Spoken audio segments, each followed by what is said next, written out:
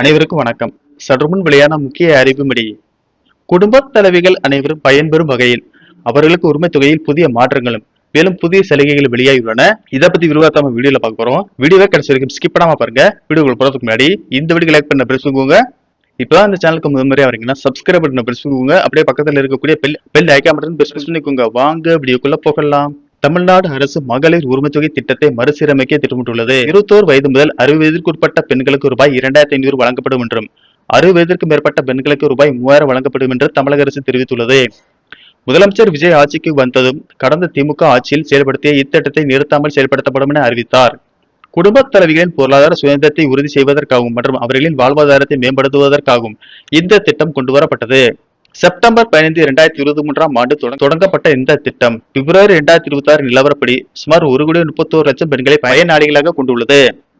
இதனிடையே நடந்து முடிந்த தமிழக சட்டமன்ற தேர்தலில் மாபெரும் வெற்றி பெற்று ஆட்சியை பிடித்த தாவேகா அரசு முந்தைய திமுக அரசால் கொண்டுவரப்பட்ட கலைஞர் மகளிர் உரிமை தொகை திட்டம் தடையின்றி வழங்கப்படுமா என்ற எதிர்பார்ப்பு பெண்கள் மத்தியில் எழுந்துள்ள நிலையில் கடந்த 3 மாதங்களில் பெண்களின் வங்கிக் கணக்கில் ரூபாய் 1000 வரவைக்கப்பட்டது.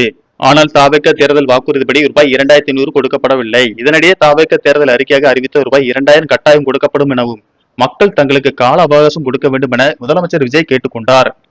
இந்த நிலையில் மகளிர் உரிமை தொகை திட்டத்திற்கு ஏற்கனவே பலமுறை விண்ணப்பித்தும் சில பெண்களின் விண்ணப்பங்கள் மட்டும் ஒரு சில காரணங்களுக்காக நிராகரிக்கப்பட்டு வந்தது.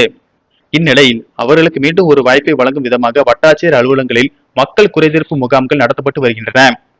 இந்த முகாம்களில் அதிகாரிகளின் வழிகாட்டுதல் படி மகளிர் உரிமை தொகை விண்ணப்ப படிவத்தோடு ரேஷன் கார்டு, ஆதார் கார்டு மற்றும் வங்கி கணக்கு விவரங்களின் நகல்களை பெண்கள் சமர்ப்பித்து வருகின்றனர். இது குறித்து அதிகாரிகள் கூறுகையில், மகளிர் உரிமை தொகைக்கு முதல் முறையாக விண்ணப்பிப்பவர்கள் விண்ணப்பங்களை தற்போது வாங்கி வைத்துக் கொள்வோம்.